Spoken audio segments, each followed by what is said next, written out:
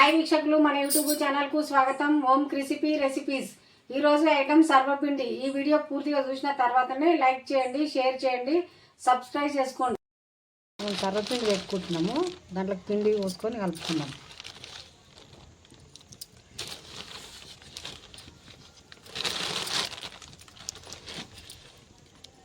అల్లం ఎల్లిగడ్డ వేసుకుందాం.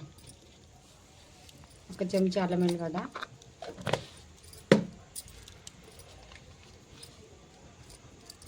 చెంచా సగం ఉప్పు,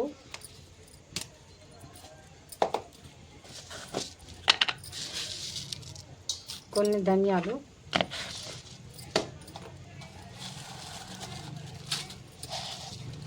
కొంచెం అంత జీలకర్ర,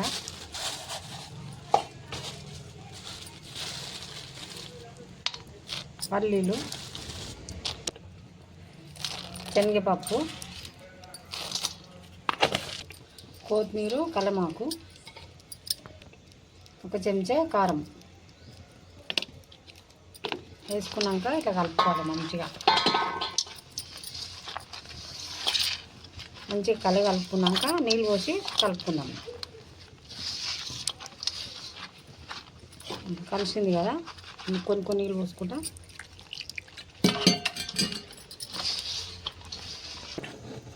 ఇట్లా అడుగుకు గిన్నెల నూనె, మంచి నూనె పోసుకోవాలి. పోసుకున్నాక ఇట్లా రుద్దుకోవాలి.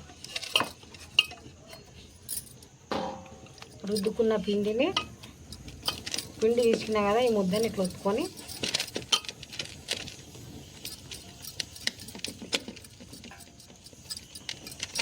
ఇట్లా రౌండ్ ఒత్తుకున్నాం కదా, ఇట్లా హోల్స్ వేసుకోవాలి. ఆడ ఇట్లా రౌండ్గా వేసుకొని వీటిలలో నూనె పోసుకోవాలి. ఇట్లా వేసుకున్నాక నూనె పోసుకోవాలి. వీటిలలో ఇట్లా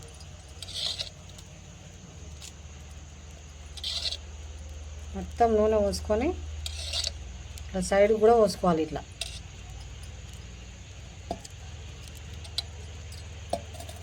ఇట్లా పోసుకొని పొయ్యి మీద పెట్టుకుందాం. ఇంతే.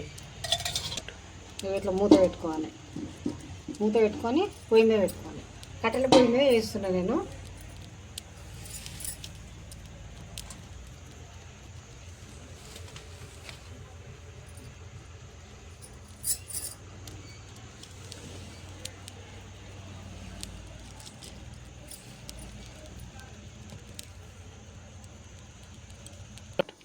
ఇప్పుడు ఒకసారి మూత తీసుకొని చూద్దాము.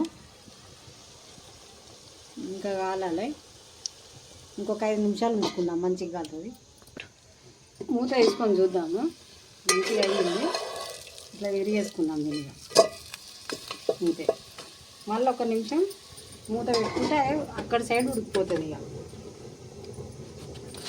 ఇక అయిపోయింది. తీసేసుకుందాం దీన్ని. ఇంతే.